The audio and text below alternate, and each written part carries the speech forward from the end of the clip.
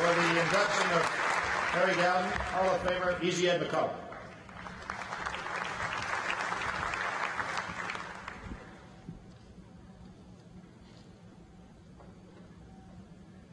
Those of us who played in the 50s against Harry Gallatin knew one thing when we played against him, that we would come, we had better be ready.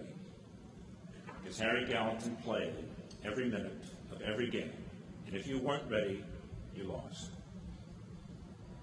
People look back to the 50s and great ball players, and they ask me and they ask other people of our era, well, how would you have done if you played today? I don't think you can make that comparison.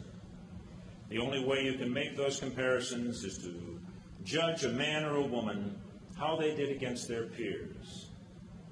Napoleon was a great general. Eisenhower and MacArthur were great generals in their times.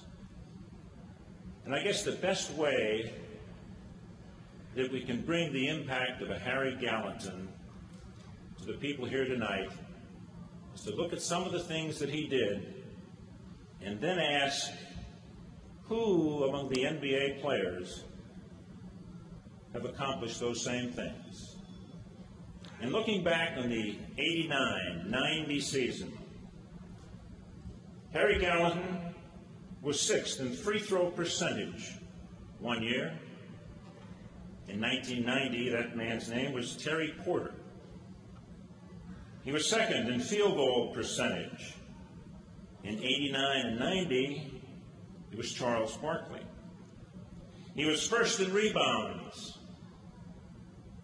In 89-90, that man was Hakeem Olajuwon.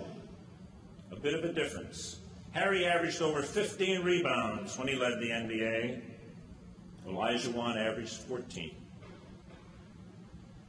And here in Springfield, you may appreciate this.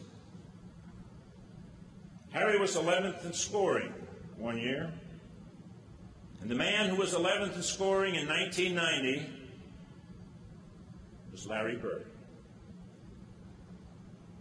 This man belongs. He achieved great heights.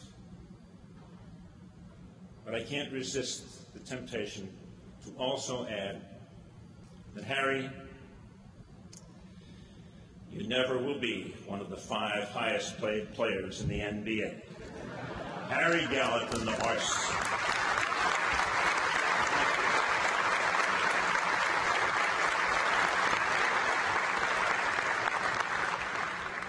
Thank you very much. It's indeed an honor for me to be here.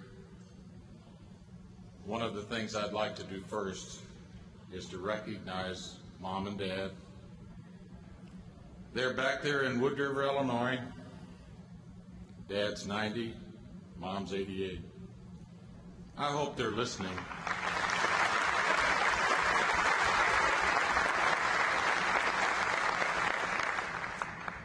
What an influence on my life. Southern Baptist, conservative, religious background. Once a week wasn't enough. We did it 2 or 3 times.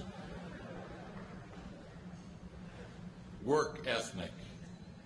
I had to carry out the wash water, let me tell you, on Monday. Had to get that out there and water the peach trees. I couldn't play basketball unless I had my homework done. So, academic purpose, it was there all the time with my folks. The kind of moral values, ethical principles. They didn't believe in spare the rod, spoil the child, believe me. We knew the difference between right and wrong. I can't thank them enough. I met the greatest gal in the world my first day at Northeast Missouri State Teachers College. We were there together, G and H. Her name was Beverly Hull. It was love at first sight. Believe me. This gal and I have moved 31 times in our married life. And if you've ever been traveling from Wood River, Illinois, to New York City on the Pennsylvania Turnpike with 3 young sons and had a nice aroma in the car. You know what I'm talking about. I would like to recognize my family who's here tonight. 3 sons, your wives, 8 grandchildren. I couldn't be prouder. I'll announce their names, and if they'd just stand after I announce all their names, I'd appreciate it. Steve, my oldest, Carla and daughter Stacy. Jim, Susie, and son Jeremy.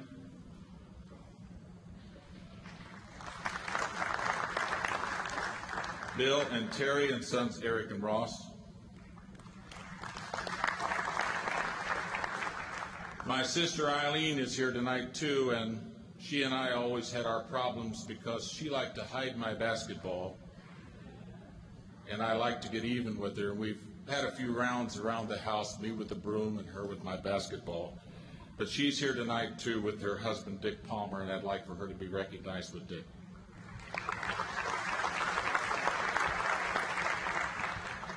Yes, I represent the older generation of the NBA. Believe me, it started out, I just can't believe the progress that's been made in the league. Unbelievable.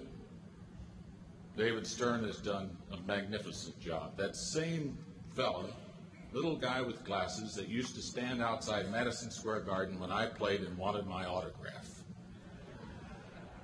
Imagine, commissioner of the NBA, what a job he's done. Wore bib overalls, red goose shoes until I finished high school. Went to Northeast Missouri State Teachers College, had some great teammates there. Bob Lewis, Earl Dodd, John Samani, Ralph Pink, great teammates. What an influence they were. And the late Boyd King, one of the winningest coaches in college basketball, my mentor. What a guy. A miracle, being drafted by the New York Knicks. Just think of it. Making a living playing basketball. Can you believe that? $4,500, Ed. That's what I made when I started in 1948. But that was monumental to me because I loved the game. I would have played for nothing, but don't tell the owners.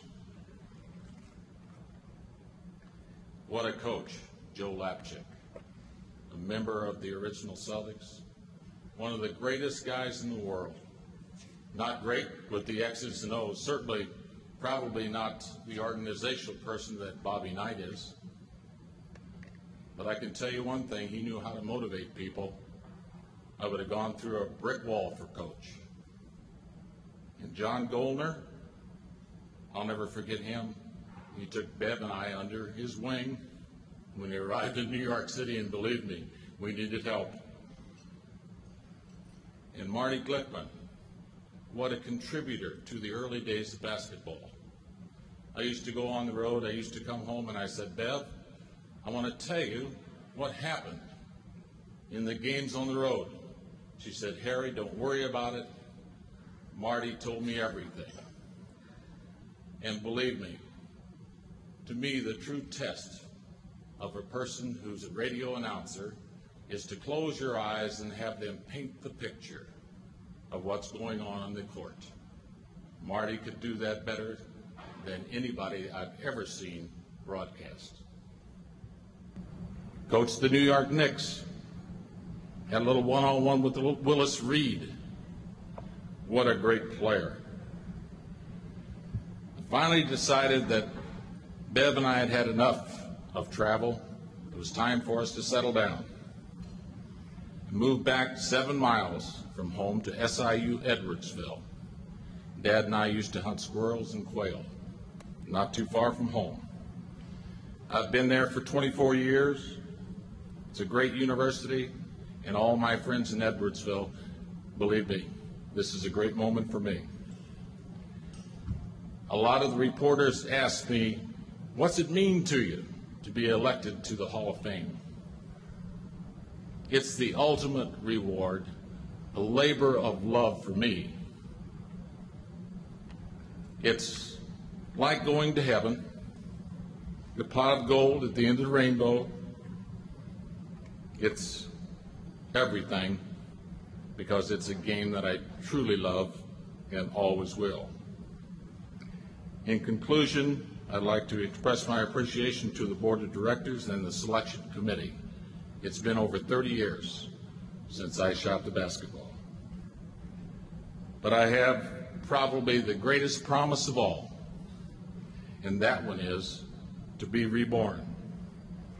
And I'd like for the greatest teammates in the world to be on my team and in this room.